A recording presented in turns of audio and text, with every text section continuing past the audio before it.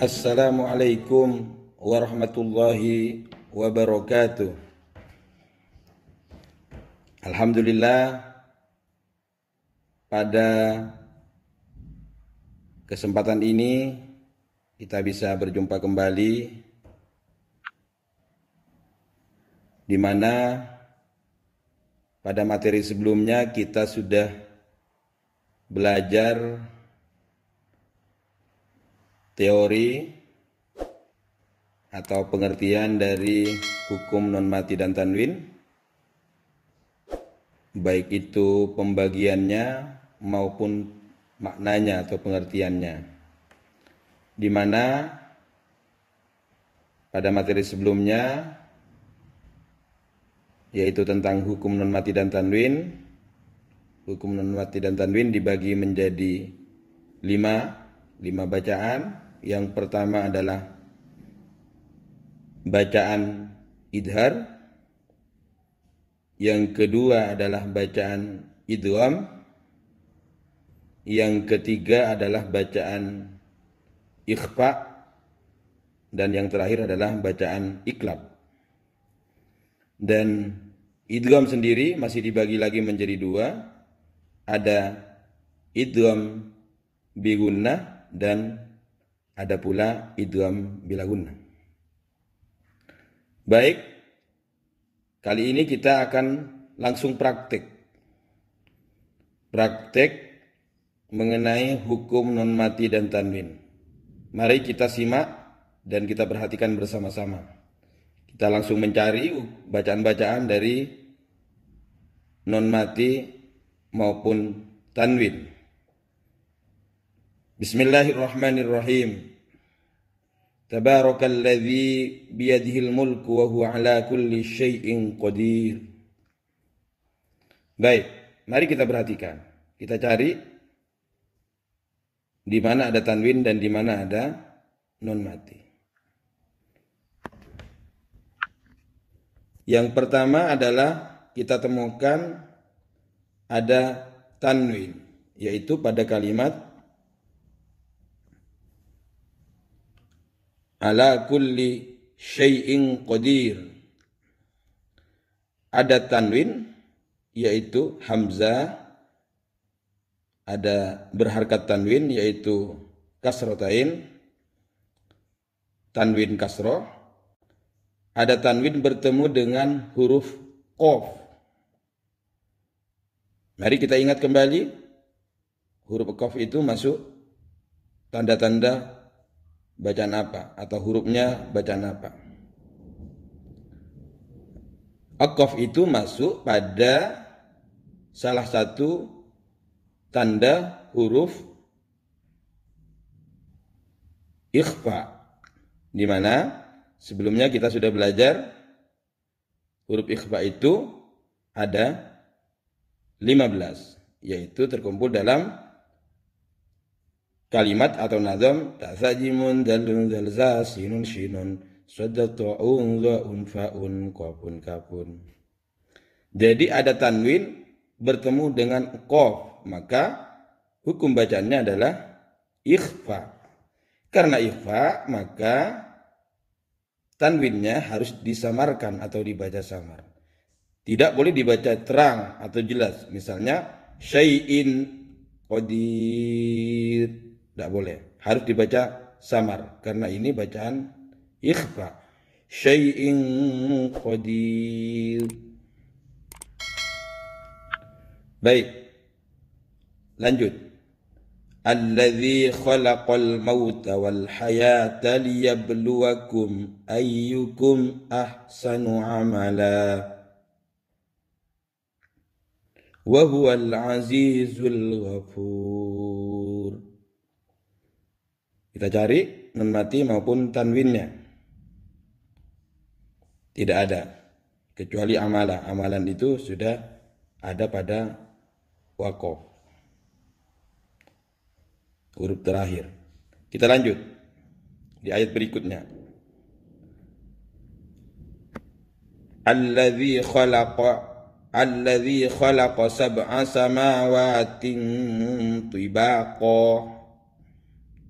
Baik, Di situ ada tanwin.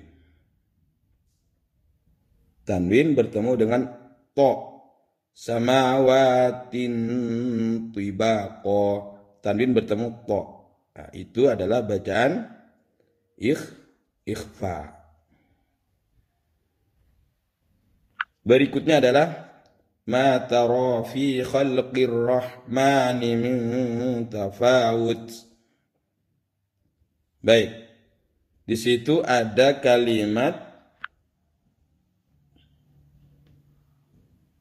min tafawut. Ada nun mati bertemu dengan ta. Lagi-lagi ini bacaan ikhfa. Berikutnya adalah farji'il basara hal tara min futur. Berikutnya kita temukan pada kalimat mim futur. Sekali lagi ada di situ non mati bertemu dengan fa. Maka bacaannya sama dengan sebelumnya, yaitu bacaan ikhfa. Kemudian teruskan. Thumma rji'il basara karratain yanqalib ilaikal basaru khashi'aw wa huwa hasir. Yanqalib pada kalimat yanqalib. Ada nun mati bertemu dengan qaf. Lagi-lagi ini bacaan ikhfa. Bacanya dibaca samar. Kemudian teruskan khasi'aw wa huwa hasir. Baik. Ini bacaan beda dengan sebelumnya, yaitu tanwin bertemu dengan waw. Kita ingat kembali, huruf waw itu masuk pada tanda bacaan apa?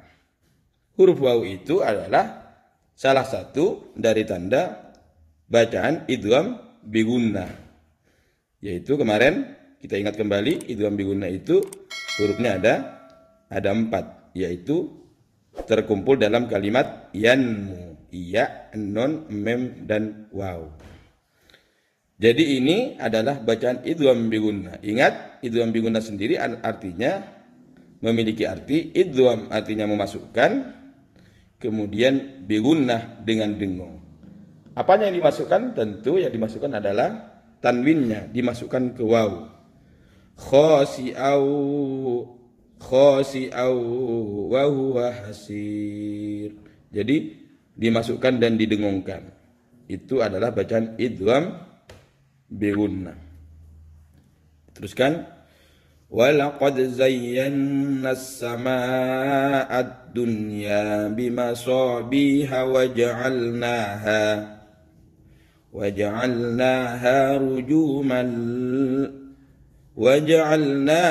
rujuman lisyayatin. Baik. Di situ ada ad-dunya.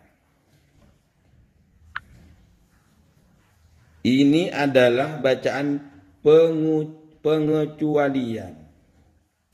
Karena kalau secara definisi, maka nun mati bertemu dengan iya secara definisi, maka harus dibaca idgham bi gunnah. Tapi ingat, karena ini ada dalam satu kalimat, maka definisi yang pertama tadi tidak berlaku. Jadi ini bacaannya beda, bukan idgham bi gunnah, tapi ini dibaca jelas, dibaca idhar. Jadi sekali lagi, kalau ada non mati atau yang lain, yanmu tadi, ya non mem wau, bertemu dengan non mati atau tanwin non mati bertemu dengan salah satu huruf yanmu, ya non mem wau, maka kalau dalam satu kalimat tidak dibaca idgham bi gunnah, tetapi dibaca jelas, dibaca idhar. Tidak boleh ini dibaca idgham bi gunnah. Misalnya ad-dunya, tidak boleh. Karena ini dalam satu kalimat harus dibaca idhar, maka bacanya adalah ad-dunya. Sama dengan misalnya dalam contoh yang lain, onwanun. unwanun. Baik, itu diingat. Jadi idgham bi gunnah, kalau dalam satu kata non mati bertemu dengan salah satu huruf idgham bi gunnah, kalau dalam satu kata maka dibaca idhar. Berikutnya adalah waja'alnaha rujuman lisyayatin. Di situ ada kalimat rujuman lisyayatin. Ada tanwin bertemu dengan lam. Ya, ingat lam itu adalah huruf dari tanda huruf idgham bila gunnah. Idgham bila gunnah hurufnya ada dua, lam dengan ro. Ini adalah hurufnya idgham bila gunnah. Tidak boleh dibaca rujuman lisyayatin. Ini harus langsung dimasukkan tanpa dengung. Rujuman lisyayatin. Jadi masukkan tanpa dengung. Ini adalah bacaan idgham bila gunnah. Tanwin bertemu dengan lam. Wa a'tadna lahum 'adzabas sa'ir. Baik, mungkin itu saja pertemuan pada kali ini. Mudah-mudahan apa yang kita pelajari menjadi ilmu yang nafi' dan barokah. Mudah-mudahan apa yang kita pelajari menjadi ilmu yang bermanfaat. Sebelum kita akhiri, jangan lupa channel kami di subscribe, kemudian konten-konten kami di like dan di share. Terima kasih, sampai jumpa di materi-materi berikutnya. Saya akhiri, assalamualaikum warahmatullahi wabarakatuh.